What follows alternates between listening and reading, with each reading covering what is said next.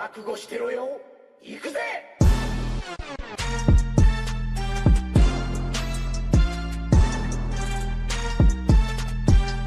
Hey guys, super power battle explain के एक और एपिसोड में आप सभी का स्वागत है। तो आज की इस एपिसोड में हम मार्वल की one of the most powerful characters की बैटल को डीपली डिस्कस करने वाले हैं। एक तरफ है केओस वॉर हरक्यूलिस और दूसरी तरफ है कॉस्मिक इमॉर्टल हल्क। बैटल बहुत ज्यादा इंटरेस्टिंग होने वाला है और इस एपिसोड को देखने के बाद आपको अंदाजा लग जाएगा कि असल में cosmic Immortal Hulk and chaos war Hercules कितना ज्यादा पावरफुल है और इन दोनों में से किसके पास पोटेंशियल ज्यादा है। तो इन दोनों की बैटल का अल्टीमेट विनर कौन होगा, जानने के लिए वीडियो को एंड तक देखना नहीं भूलना। और मैं बता दूं, अगर आप इस चैनल पे पहली बार आए हो तो make sure subscribe our channel and stay with us. So now without wasting any more time, let's begin.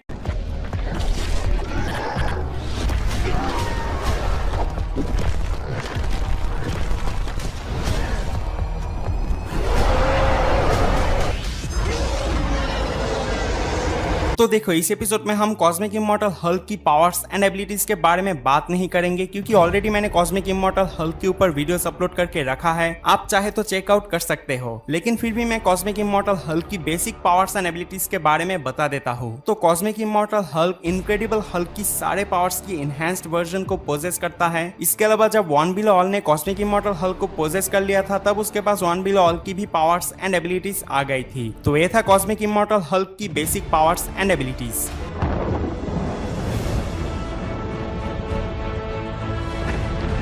बात करें केओस और हरक्यूलिस के बारे में, तो वो मार्वल का one of the most powerful being है। केओस और हरक्यूलिस ने इटर्निटी एंड गैलेक्टस को उनकी विल के अगेंस्ट समन किया था और इस चीज को करने के लिए आपको एटलीस्ट ओमेगा लेवल की पावर्स रखना पड़ेगा। केओस और हरक्यूलिस इतना ज्यादा पावरफुल है कि उसने गॉड हेड, जो कि स्काई फादर्स का एक ग्रुप है, उस ग्रुप को अपनी स्ट्रेंथ एंड पावर से कुचल दिया था। और अगर आपको स्काई फादर्स कितना ज्यादा पावरफुल होते हैं नहीं पता, तो मान लो गॉड हेड के सारे मेंबर्स पावर लेवल में ओडिन, मैनगॉग एंड ज़्यूस जितना पावरफुल थे। केओस किंग इंपावर्ड ज़्यूस, जो कि गैलेक्टस को डिफीट कर चुका था, उस ज़्यूस को केओस और हरक्यूलिस ने अपनी एक पंच से हराया था। केओस और हरक्यूलिस की सिर्फ चलने से ही ग्राउंड शैटर कर रही थी। वो अपने हाथों से थंडर बोल्ट को प्रोड्यूस कर सकता है और केओस और हरक्यूलिस ने केओस किंग मिकाबोशी को भी डिफीट किया था। अभी अगर बात करें केओस किंग मिकाबोशी कितना ज्यादा पावरफुल है, तो अमाट्सु मिकाबोशी एके केओस किंग गॉड है जैपनीज पैंथियन का। उसे God of darkness and chaos भी कहा जाता है। असल में केओस किंग एक एक्चुअल पीस ऑफ एब्स्ट्रैक्ट यानी एस्पेक्ट है ऑब्लिवियन का, एंड ऑब्लिवियन रिप्रेजेंट करता है उन सब चीजों को जो कि क्रिएशन के पहले से ही एग्जिस्ट करते हैं। ऑब्लिवियन को इंबॉडीमेंट ऑफ डेथ एंड नथिंगनेस भी कहा जाता है। और मैं बता तो ऑब्लिवियन की सिर्फ टाइनी पोर्शन ऑफ पावर से अमाट्सु मिकाबोशी एके केओस किंग ने इम्पॉसिबल मैन को इजीली डिफीट कर दिया था। उसने एक पूरे यूनिवर्स को शून्य में बदल दिया था। इसके अलावा केओस किंग 98.76% ऑफ मल्टीवर्स को डिस्ट्रॉय करके अब्सॉर्ब कर लिया था। सिर्फ 98.76% ऑफ मल्टीवर्स को नहीं, बल्कि मल्टीवर्स की इन्फिनिट यूनिवर्स की infinite souls, gods and demons like Zeus, Saturn, Nightmare, Gaia and Athena जैसे पावरफुल गॉड्स एंड डीमंस की पावर्स को भी अब्सॉर्ब कर लिया था। और आई थिंक आपको केओस किंग मिकाबोशी की पावर्स के बारे में अंदाजा लग गया होगा। तो इसी केओस किंग के अगेंस्ट केओस और Hercules toe to toe fight कर चुका है। उस फाइट के दौरान केओस और हरक्यूलिस ने अपनी साइज को प्लेनेट से भी बड़ा कर लिया था एंड फाइनली केओस किंग को डिफीट करके एक डायमेंशन में कैद कर पाया था। इसके अलावा केओस और हरक्यूलिस ने अपनी पावर्स को यूज करके पूरे 98.76% ऑफ मल्टीवर्स को रिस्टोर किया था। लेकिन ऐसा करने पे हरक्यूलिस की सारे पावर्स चली गई थी एंड एट द एंड वो एक मॉर्टल बन गया था। लेकिन जिस अमाउंट ऑफ पावर्स को केओस और हरक्यूलिस ने शो किया है, उस पावर लेवल को देख के ये बोलना बिल्कुल भी गलत नहीं होगा कि केओस और हरक्यूलिस एक बियॉन्ड ओमेगा लेवल कैरेक्टर है। तो ये था केओस और हरक्यूलिस की पावर्स एंड एबिलिटीज।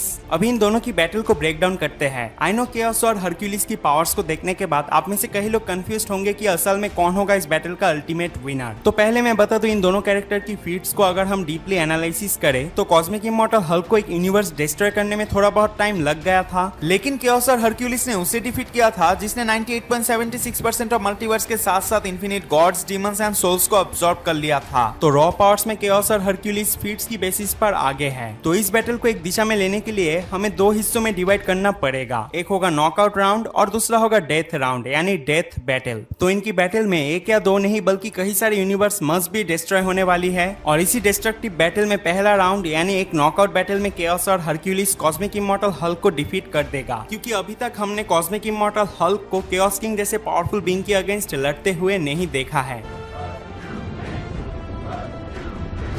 लेकिन बात करें एक डेथ बैटल के बारे में, तो यहाँ पर ऐसा कोई भी पावर्स केओस और हरक्यूलिस के पास नहीं है जिससे वो कॉस्मिक इमॉर्टल हल्क को मार पाए। वही कॉस्मिक इमॉर्टल हल्क के पास वो पावर है जिससे वो केओस और हरक्यूलिस को मार सकता है। वो कैसे, तो देखो, कॉस्मिक इमॉर्टल हल्क की पावर सोर्स है वन बिलो ऑल, जो कि और कोई नहीं बल्कि evil version of supreme god है मार्वल का। और इमॉर्टल हल्क इशू नंबर 50 में रिवील भी हो चुका है कि one above all and one below all एक ही है। फर्क बस इतना है कि one above all good version of supreme god है and one below all evil version. तो वन बिलो ऑल चाहे तो अपनी पावर्स को कॉस्मिक इमॉर्टल हल्क के माध्यम से यूज करके केओस और हरक्यूलिस को मार सकता है। और इतना तो हम सबको पता है कि केओस और हरक्यूलिस बहुत ज्यादा पावरफुल तो है, लेकिन उसकी पावर्स वन बिलो ऑल के सामने कुछ भी नहीं है। लेकिन यहाँ पर सवाल ये है कि वन बिलो ऑल अपनी फुल पावर्स को कॉस्मिक इमॉर्टल हल्क के थ्रू अनलिस्ट कर पाएगा या नहीं, तो मे बी इसका आंसर है नहीं। लेकिन गाइस, केओस और हरक्यूलिस को एक डेथ बैटल में डिफीट करने के लिए कॉस्मिक इमॉर्टल हल्क को वन बिलो ऑल की फुल पावर्स तो दूर की बात 10% ऑफ पावर्स को भी अनलिस्ट करने की जरूरत नहीं है। वो क्यों, तो देखो, अगर केओस किंग मिकाबुशी ऑब्लिवियन की टाइनी पोर्शन ऑफ पावर से केओस और हरक्यूलिस को टो टू टो टक्कर दे पाया था, तो ऑब्लिवियन की कंपैरिजन में one below all of course बहुत ज्यादा पावरफुल है। तो इस हिसाब से cosmic Immortal Hulk one below all की टाइनी पोर्शन ऑफ पावर्स को यूज करके ही केओस और हरक्यूलिस को एक डेथ बैटल में डिफीट कर सकता है। यानी कॉस्मिक इमॉर्टल हल्क को वन बिलो ऑल की बस टाइनी पोर्शन ऑफ पावर्स को अनलिस्ट करना पड़ेगा। बट इमॉर्टल हल्क की कॉमिक्स में हमने कभी भी कॉस्मिक इमॉर्टल हल्क को इतना ज्यादा पावर्स यूज करते हुए नहीं देखा। इसके अलावा एक और बात मैं क्लियर कर दूं, कॉस्मिक इमॉर्टल हल्क को पावर्स वन बिलो ऑल से मिलता है, लेकिन इसका मतलब ये नहीं कि cosmic Immortal Hulk one below all जितना पावरफुल है। और अगर वन बिलो ऑल इस बैटल में कॉस्मिक इमॉर्टल हल्क को मदद ना करे, तो इस बैटल का अल्टीमेट विनर केओस और हरक्यूलिस होगा। इमॉर्टल हल्क कॉमिक्स में हल्क ने कभी भी वन बिलो ऑल की 1% ऑफ पावर्स तक को अनलिस्ट नहीं किया है, लेकिन फिर भी क्योंकि वो वन बिलो ऑल की तरह पोजेस था, इसकी वजह से वो कॉस्मिक बैलेंस का एक पार्ट बन गया था। तो उस हिसाब से हमें कहना पड़ेगा कॉस्मिक इमॉर्टल हल्क की पोटेंशियल केओस और हरक्यूलिस से ज्यादा है, only because of one below all. I think आप लोगों को इन दोनों की बैटल कॉन्सेप्ट को लेकर एक आइडिया मिल गया होगा। तो एक नॉकआउट बैटल में केओस और हरक्यूलिस विनर है और एक डेथ बैटल में cosmic Immortal Hulk. And overall देखे तो इस बैटल का ultimate winner cosmic Immortal Hulk होगा। तो गाइस, ये तो था सिर्फ मेरा ओपिनियन, आप भी अपना ओपिनियन कमेंट सेक्शन पे शेयर करना नहीं भूलना। जाने से पहले मैं बता दूं, अगर आप इस चैनल पे पहली बार आए हो तो make sure subscribe our channel and stay with us. मैं मिलता हूं नेक्स्ट एपिसोड में। Till then take care and thanks for watching.